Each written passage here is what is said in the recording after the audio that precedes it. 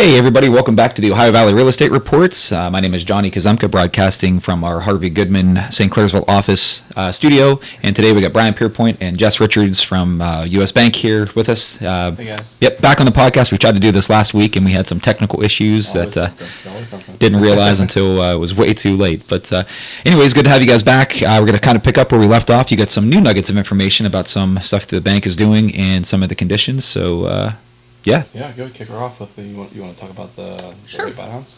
So we're seeing, again, with interest rates kind of going up, that temporary buy-downs. Mm-hmm. So instead of, going in, there are different options. There's a 1-1 buy-down, a 2-1 buy-down, a 3-1 buy-down.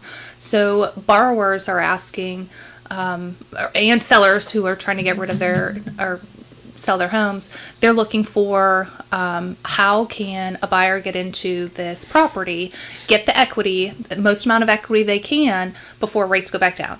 So if you get, say your home is, you're purchasing a $100,000 home, the amount of money that you're going to save doing this temporary buy down, rather than getting closing cost, is it could be far more beneficial. By that I mean a 1-1 buy down, if the seller agrees to it, for the first year it's going to be 1% lower. A 2-1 buy down is the first year your interest rate, instead of it being 7%, is going to be 5%. And then the next year it'll be 6%, and then it'll go back up to 7 on your third year. By then, after you go 2 years, at some point when you see those rates drop, you refinance. So during that time that you have the lower interest rate, you can pay more on your home, you can more to principal, so you have more equity when it goes to the refinance. The other benefit of that is you have the ability, it's still fixed rate rather than an ARM, so no matter what, you know that you're comfortable with that payment. And as you progress in your career, hopefully you make more money. And so the longer you're in your field, just from networking or just progressing naturally, you're just in a better position. And so with buyers doing that, they're making, it just makes sense. well, you hit on a couple good points and a couple of safety nets, because this is actually new to me as well, at least a new product that you guys are saying. So just to be clear, so 1-to-1, 2-to-1, it's basically the interest rate that it's being reduced to or brought down to, and then the term, so 1 year. So 2-1 is 2% interest, whatever, and then 1 year. And then even though it's adjustable, you just mentioned it's only adjustable so much. So it's still fixed in the sense that it can't like go up to double, from Right, it's not like an ARM. It's capped out. So Sure. It's just a creative way. It's a worst case scenario. You're getting today's markets 2 or 3 years, or 1, 2 or 3 years from now. You're not like an ARM where it could blow up from what we're at to 5% higher. You're still going to get the worst case scenario of today's market conditions, but it's a creative way to go in and get a house off the market for sellers and buyers. Helps the buyers come in, afford a nicer home for less cost, and it helps the sellers, if they got a house sitting on the market for a month or two, they're trying to get rid of it. Well, this is an interesting option for them to help a buyer get into the house and help them get rid of the house at the same time. No one's really losing. It's helping both parties. So just an interesting way to go in, the way the market is right now. Yeah, and necessity is a mother of invention. So Yeah. this kind of stuff is becoming more and more. And I think we talked about this on the last time points and how that affects into our market. So what else have you seen as far as just overall conditions, as far as on your side of the fence? Well, we kind of hit this last week, but we'll talk about it again. It's just what's going on in the world. Like you said, geopolitical things.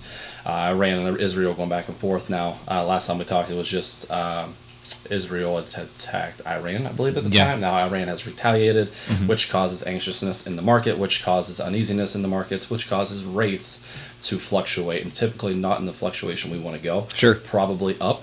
Just speaking of past experience with Ukraine, when Ukraine got invaded, the markets got very anxious, and we saw rate increases, and then it piggybacked on top of that was then the inflation reports started coming out, and it took off from there. So in this kind of rate environment, you may have been watching, may have not, but it was supposed to be cut 6 times this year, and now we're at 0, and probably not going to be cut this year due to everything going on. So these kind of things are interesting ways to still get into homes, because as we talked about, if you're sitting on the sidelines, everyone else is sitting on the sidelines for the same reasons.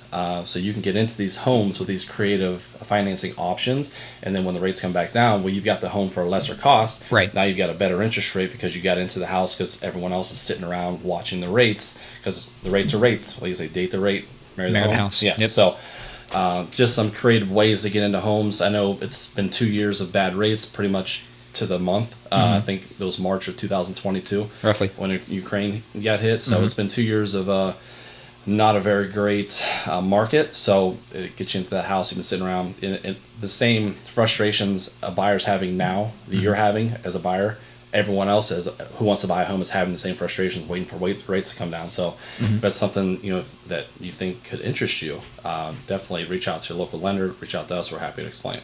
Yeah, and I've affectionately referred to this market, at least from late 2023 to 2024, as the ugly side of demand, where demand is demand. I mean, it is what influences price. Without it, prices go down. With it, prices go up. That's for stocks, cars, houses, shoes. I don't care what it is. Look at what was the most recent little tumbler thing or whatever that was Stanley, Stanley Cup, right? I mean, you couldn't keep them on the shelves of Target. It was the whole meme and everything online. So when demand is prevalent, prices go up. Well, demand now is predicated off of pure necessity, where let's just say a couple years ago when interest rates were 3 to 4%, demand was voluntary. Everybody was going to take their equity in their house when they had that opportunity to take the equity that existed at the time, couple that with a low interest rate, they're going to upsize. So all these houses fled to the market, and then all these buyers fled to the market because, well, interest rates are low. So everyone's voluntarily exchanging and things are moving, and it was a very easy market to swim in. It was like the calm pond water, if you will, of now we're in this hurricane force kind of turbulent white water,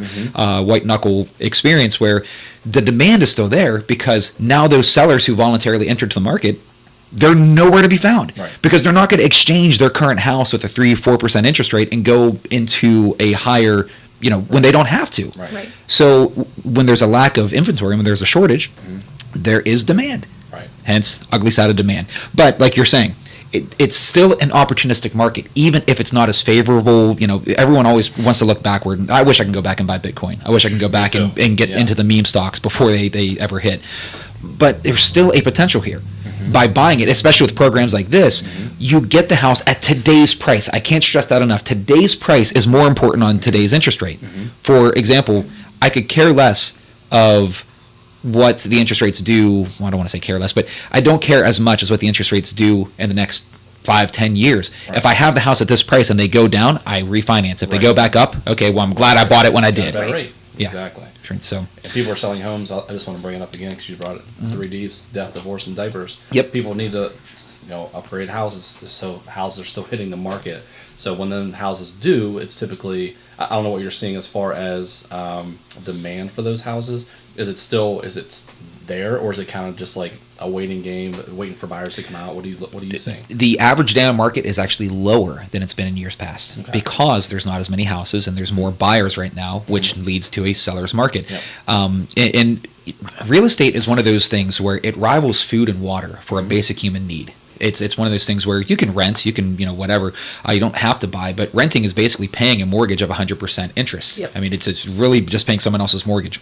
And I mean, not to say, because I work with investor clients, we have investors think your husband's buying a motorcycle now, right? We talked about that last week.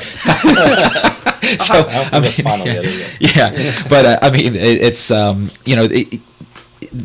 when you have the ability to buy and you just sit, one of the worst things you can do is not do anything at all. And so this isn't a sales pitch, is just say, go buy, just hurry up and get keys, just go and rush into this. Do it with a pragmatic mindset of understanding what you're doing, and at least as to why. But don't be afraid because you look at the news and you see headlines, rising interest rates or this or that. If you react to that and it forces you to do nothing, not even to just investigate what might be in your best interest, I'm telling you, you're doing yourself a disservice because of the 3Ds, the real estate cycle: death, divorce, and diapers. At any point in time, if someone finds themselves in that life, it's one of those things that disrupts life so drastically, for better or for worse, that people will have to make the move. It forces the hand. So I'd like to say, communication.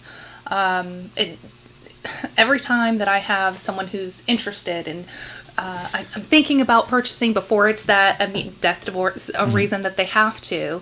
If someone takes the time to do a pre-qualification, I do soft pulls only to start. That way, what are you working with? Having that level of comfort, well, this is going to be my total monthly mortgage payment. Can I handle that? How much am I paying in rent? Let's, compare before you're in that situation where you're like, oh my gosh, and you make an impulse purchase or you back out all together because you get nervous, and so I'm finding that the people who ahead of time, it doesn't matter what's going on in the market. If you're reaching out ahead of time, because one day this is my dream or this is my end goal, and we help prepare you, whether it's working on your credit, whether it's just giving you a mortgage game plan of what to do, what not to do, having those tools and having that great rapport of communication going back and forth with all three, with the lender, the borrower, and the realtor. I mean, it is so essential that it doesn't matter what's going on. The level of comfort will get you to what you want, and you'll make that sound decision and feel good about it because you're making a rash decision of what's best for you and what's best, long term. And you mentioned something off camera before. You were talking about rental rates and things that are happening in the Valley. And I actually got a window here that I'll share in a second. But if you are paying rent right now, and you hit on a good topic about what your monthly payment would be, it's just an inquiry of, okay, soft pull on a credit. So just in case, soft pull means that you're not really impacting your credit score. Right. You're not actually making a loan application or physically. You're just taking some standardized data, and then if it becomes true during the application process, that's when you do the hard pull of their hard inquiry. So you can basically have a free phone call, 10, 15 minutes or so, right? Someone calls you guys and says, I'm just generally interested of what my purchase power is, and okay, now I have a price range and what my monthly payment might be. Purchase power, I like that. Yeah. So now that you might qualify for $500,000, but you only want to spend $100,000 of it, right? If you're paying rent right now at $1,000 a month, but you can get a mortgage at the same or below, you're at least contributing to your financial freedom, your peace, because at the end of your lease, you don't own the property. Right. At the end of your mortgage, you do. Or even at the end of 1 year or 2 years, you get to grow with the market. And as we were talking about this off camera, let me throw this on the screen here. It's going to load for me. Might not want to. But we were talking on the last one, Pittsburgh being one of the cheapest places to live, at least nationally. And unfortunately, I don't think it's going to load for me. I'll try it one more time. But if it was ranked among one of the most affordable places to live on the earth, on the globe, and we are an outlier of Pittsburgh. So when things happen like the market conditions that we're talking about, certainly they're not as favorable as maybe buying or selling in the past couple of years, but our market sort of thrives during these times because we are, we'll say, more the most reasonably priced markets. People seek out more affordable places to live, so people come here. Today I just wrote a cash offer for a sight unseen property for an investor client that it's one of the cheapest places that they've ever seen. Right? It's so it does happen, and it happens more and more frequently. So what are you guys seeing anything as far as lending to? I think you mentioned you had you're in a fixed income. Yeah. Especially I'm seeing a lot of people as they retire and they're living in New York, or they're living where the cost of living is so much higher. They're looking to our area. Where can I spend and get the biggest bang for my buck? Where can I get the most house and still have the ability to go out and get coffee or ice cream and enjoy yourself? And that's us, and that's here. And I mean, I've lived all over the place, and now that I'm here, the Ohio Valley's home. And it's not just it being the cost of living being exceptional. It's the crime. Safe we don't, place to be. yeah, Raise your families. or lack of crime. I should say. Lack of crime. It's that community feeling. I know. And this probably isn't the best thing to say, but when I was in the city, I felt like everybody was on their phone and they don't have time for you. The first thing I noticed when I moved to this area is the genuineness and people wanting to help. Like you'll look me in the eye and here, let me help you get, to this place. And you don't always get that in the city, because who are you talking to? What do you want from me? And it's different.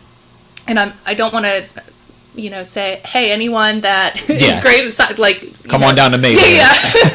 That's not my point. But I mean, this is a great place to live and raise kids. And I'm surprised that, it's not, or it hasn't been this beacon on the map until. It's one of the best kept secrets. Yeah. And I think it's going to start becoming more known. We hit it last week. There's just in Columbus, 2 hours away. The Intel the processing chip plants. There's going to be people coming in from California, et cetera, paying $750 million for 1,200 square foot. But they come here, and even in Columbus, there's you get a 3,000, 3,500 square foot house for 500,000, 600,000. Well, that also is going to trickle this way for remote jobs. Sure. Cambridge, and then it's going to start trickling. This is going to get found out eventually, because we're in a remote workforce now. So these people coming in from out of town, out of state, across country, finding out that you can get a beautiful home in St. Clairsville for $450,000. It's everything they ever wanted in the house. They're going to come in sight unseen, like you said. They're going to give you a cash offer. They'll pay over price because it's nothing to them. So we're going to start seeing that kind of trickle. And once the rates come down, it's going to be an on fire market, because like we talked about, there's a pent up frustration right now with 2 years of people not being able to buy homes, and then you've got people coming in outside overpaying for some homes. But we don't really see that here, because like you said, the houses here are priced pretty good as far as with the market conditions, but they will overpay for homes in Columbus because they know Columbus is going to boom. They're going to get that equity back. That could come in and cause some havoc on this market if you have people coming in paying $50,000 over, without question. Yeah. And it's going to, at least I've always sort of used this podcast as a prophecy type of thing, and I'm not always correct, but if you go back and even watch some of the shorts, we've talked about these things so many times. Don't wait to buy real estate. Buy real estate and wait. And the whole thing, like if seriously, this is somewhat of an echo chamber now. But behind me, you won't be able to see it off camera, but right here. That is the Lawrence Field Estate. Shout out to Betsy and Dave Phillips, some of my favorite clients. I've worked with them on numerous occasions, helping their family. But that was tied to Samuel McCulloch, McCulloch's Leap. That was his original homestead. There was 4 houses off of Table Rock Lane. That is a 10,000 square foot Georgian-style mansion that was sold, I want to say 6-7 years ago, somewhere in that vicinity. Well, no, Riker just turned 6. So anyways, it was probably somewhere in the last, we'll call it 10 years. I have to go back and pull the actual date. And it sold for, I want to say, $650,000 cash, which is a lot of money here. Right. But the person who bought it, I want to say, I thought they were the vice president of Honda, and his wife was originally from here. Sorry, microphone cut out. And one of the first questions that they had asked was, why is it so cheap? And I'm thinking, man, $650,000 in the Ohio Valley, and that was 7 years ago, right? It's not. That is high-end real estate in our market. But coming from Western Coastal, like you're saying, if that actually has that ripple effect and it does trickle into our market, it is going to be very disruptive, because the average, the median level of income in the Ohio Valley hasn't really changed much in the last 20 years. But the price of goods and services and everything else has. So it's been a rough. I go back to the oil and gas boom that was so disruptive with all the renters, right? Every one of them was getting displaced. A lot of those renters actually ended up becoming homeowners because they had to source out other places to live. So again, this is appealing to the better nature. Anyone who's watching, you owe yourself at least the minimum of a phone call. Call, because what's the worst you can do? Tell them no, and even if you tell them no, you now understand why you're told no, right? And you can start working upon it, and then you're better off for it. Or you can stay a renter forever, and you call me. I'm not going to object. I have rentals that Sure. But no, we're here to help by any means necessary. And even if that's the case, even if we have bad news, it's still helpful. Yeah, if you know you're going to buy, pre-approvals, they're good for 90 days. So if you know sometime in the next 3 months, let's start a conversation to figure out where you are, what you're comfortable with. That's good for 90 days, and we can adjust that up or down based off your debt income ratios and other factors. But if that's something you're planning on doing and getting into real estate, and you know that sometime in the next 6 months, have that conversation. We can do a soft pull, or we can do a hard pull. And you're at any point during that hard pull, you have something. If something hits the market, you can make an offer immediately and be comfortable with that offer instead of seeing a house hit the market and then try to put an offer in, you're not comfortable, and you go into contract and you figure out the taxes are way too much, homeowner insurance has doubled the last, you get into, then you're really nervous, you get cold feet and you back out, and then it's no good for the it's just all bad. So to get in early, get comfortable, have a conversation with your local lender, and then you're prepared to make an offer on something when it hits the market. Well, and the pre-approval is critically important, not just for, it does solve all that. I don't want to say solves it, but helps immensely with the anxiety, because now under basic circumstances, here's your rough monthly payment. You've already done your due diligence, your research, and now if everything just plays out the way that it should, and a lot of times you guys even overquote. So you say your payment's going to be $1,200 a month, and then you hand them the closing disclosure, and it's now $1,100 or closer, because you'd rather be overquote or overquote and overdeliver.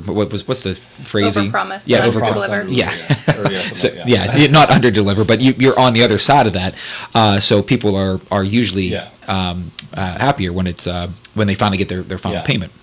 But when you negotiate, if you are going out and looking at houses, the house that you see today is usually the house that someone else had seen yesterday, and they're the ones making an offer on it.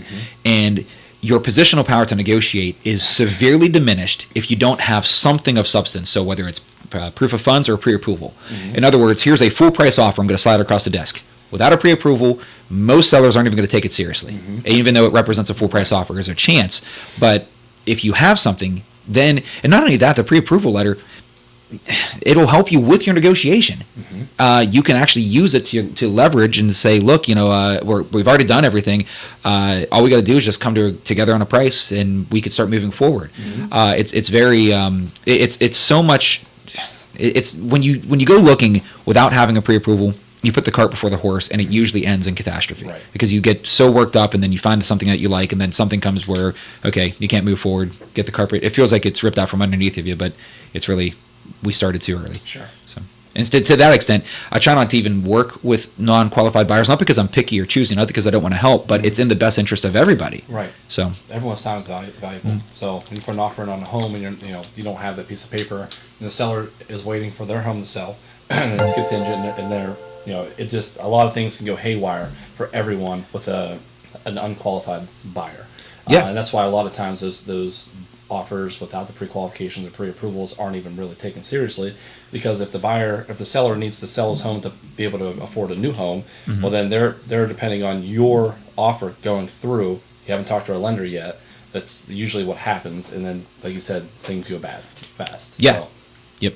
And Andrew, thank you for the follow. Sorry to cut you off there, but I've just had someone follow the stream here. Yep. And then for first-time home buyers, you don't have to save. It's a fallacy, the 20% down. It's a conversation we have all the time. I don't have 20%. Well, you don't need to have 20%. You don't have to have a ton of money for the down payment assistance programs. There's a lot of programs out there for first-time home buyers. Now's a good time. There's like a little bubble right now where people are sitting on the sidelines waiting for rates, and people are just waiting for other things to happen, where you can kind of get into a starter home or your dream home, and you get these down payment assistance programs that we can offer you without having the full 20% or the 5% or the whatever it needs to be. We have those programs available specifically for first-time home buyers to get you into those homes and stop paying someone else's mortgage for them. Start paying your own mortgage. Yep. So again, the best advice: always work local. Work with someone who knows the market. You wouldn't hire me to show you houses in, I would say Columbus, but you wouldn't hire me to show houses in California. It just wouldn't make any sense. I've never been there, don't know anything about the market, other than it's drastically different than ours. But no, if you're, again, watching, thinking of buying, certainly we'll put all the contact information in the comments and the information section. And it's just worth a phone call. It really is no more damaging than, it's not damaging at all. You owe it to yourself to at least try. If you're not doing that, you're really not doing. Yeah. So knowledge is power. It is. It's seriously. It's the. I can't stress to it enough, because you're making the single largest financial decision you're ever going to make in a lifetime. And to that, again, I understand some of the easiest way to abandon that rational thought is negative emotion. Anxiety runs rampant the entire time. So you can freak out. I'm not going to. Someone still needs to steer the ship. My job is just to make sure that you know what you're doing, why you're doing it, all the options that you possibly have. I'm not in sales as much as it says we have a salesperson's license.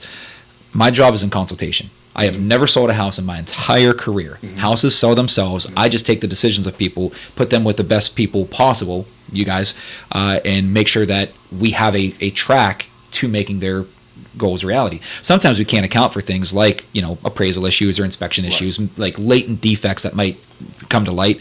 But, short of that, we have a very, very successful track record. I know you guys do a ton of business. It's if you're looking to buy, don't be afraid of the market conditions. Work with someone who is in the business. Work with someone who's in the water itself. Sure. Think of it this way: when you go whitewater rafting, you can take a guide with you. You don't have to take a guide, Right. but you probably should if you've never done it before. And that's what we're here for. Yep. And we're available. Me and Jess are on our phones. I guess this is my desk. Yep. And wherever I go, I'm able to answer texts, calls, and I usually answer pretty quickly because I know a question usually wants an urgent answer because you wouldn't ask a question if you didn't want an urgent answer. So we're available weekends, night at 8:30 p.m. If we're able to get back to you, we will as soon as possible. So we are available 24 hours a day. So as a local lender, we know the markets can change quickly, and you have urgent questions. We're here to answer those at any point. So our numbers and our emails, I think, will be on this podcast. If you have any questions, feel free to text us or give us a call, and we're definitely happy to help. Yeah, absolutely. Jess, anything you want to add? We'll sign off here, I think, after we've been live for about half an hour. Yeah. Thank you for having us. Yeah. Yeah, Thank you. we'll definitely have to keep it coming back, and hopefully this time the microphones are working. I hope so. All right, thanks, come back. everybody. We'll see you next time. All right.